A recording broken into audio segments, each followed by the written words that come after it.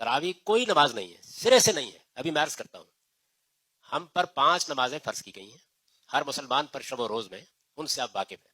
فجر کے وقت 2 رکعتیں، ظہر کے وقت 4 رکعتیں، عصر کے وقت 4 رکعتیں، مغرب کے وقت 3 رکعتیں، اور عشاء کے وقت 4 رکعتیں. یہ ہم سب پر فرض کی گئی ہیں. اس کے سوا نفل ہے، وہ آپ کو اللہ جتنی توفیق دے آپ پڑھیں.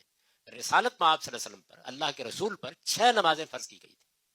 ان میں ایک نماز تہجد کی نماز تھی، جس کو قرآن نے بیان کیا ہے وَمِنَ اللَّيْلِ فَتَهَجَّدْ بِهِ نَافِلَةً لَكَ، کہ اے پیغمبر آپ کو ایک چھٹی نماز بھی پڑھنی ہے اور وہ رات کو نیند توڑ کر پڑھنی ہے. اور پھر تفصیل بتائی ہے کہ آدھی رات تک یا 1/3 رات تک، جیسے سورہ مزمل میں ہے. اور فرمایا ہے کہ یہ نماز آپ کے لیے نافلۃ لک، ایک زائد نماز ہے. یعنی جس ہستی کو خدا کا پیغمبر بنا کے بھیجا گیا اس کے اوپر عبادت بھی زائد فرض کی گئی ہے. یہ جو تہجد کی نماز ہے، یہ رسول اللہ صلی اللہ علیہ وسلم تو روزانہ پڑھتے تھے، اس لیے کہ آپ پر فرض تھی. صحابہ کرام میں سے بھی قرآن مجید سے معلوم ہوتا ہے کہ بعض لوگ شوق سے پڑھنے لگ گئے. قرآن نے اس کو بیان کیا طائفۃ من الذین معک، یعنی آپ کے ساتھیوں میں بھی کچھ لوگ اس کو پڑھنے لگ گئے ہیں، شوق سے پڑھنے لگ گئے اس نماز کو. نفل نماز ان کے لیے ظاہر ہے کہ حضور کے لیے فرض تھی، اور لوگوں نے اس کو ایک نفل نماز کے طور پر پڑھنا شروع کر دیا.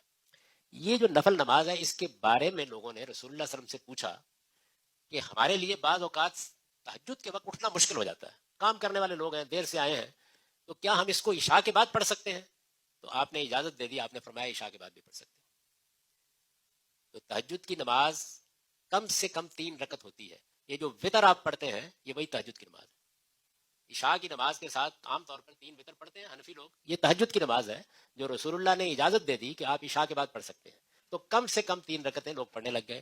یہ نماز ہمیشہ طاق ہوتی ہے، ہمیشہ 3، 5، 7، 9، 11 جتنی آپ چاہے پڑھ لیں، جتنی چاہے رکعتیں پڑھ لیں، اس کی کوئی متعین رکعتیں نہیں ہیں. نفل نماز ہے، تہجد کی نماز ہے، اس کا صحیح وقت تہجد کا ہے. رسول اللہ نے اس کو عشاء کے بعد پڑھنے کی اجازت دی ہے.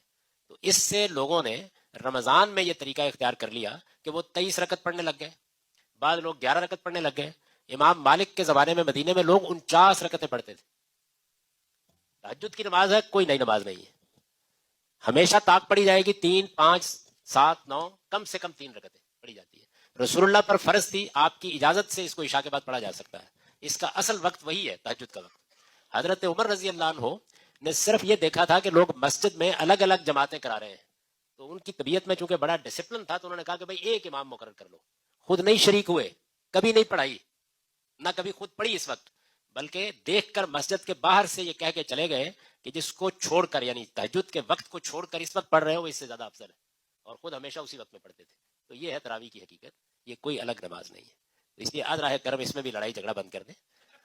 آپ کو اللہ توفیق دے، آپ 3 رکعت پڑھیے، آپ کو اللہ توفیق دے 5 پڑھیے، 7 پڑھیے، 9 پڑھیے، 11 پڑھیے، آپ 21 پڑھیے، 23 پڑھیے، طاق پڑھی جائے گی. اس کی رکعتوں پر کوئی پابندی نہیں، نفل نماز ہے. اس کا اصل وقت تہجد کا وقت ہے. آپ نہیں اٹھ سکتے تو عشاء کے بعد پڑھ سکتے ہیں.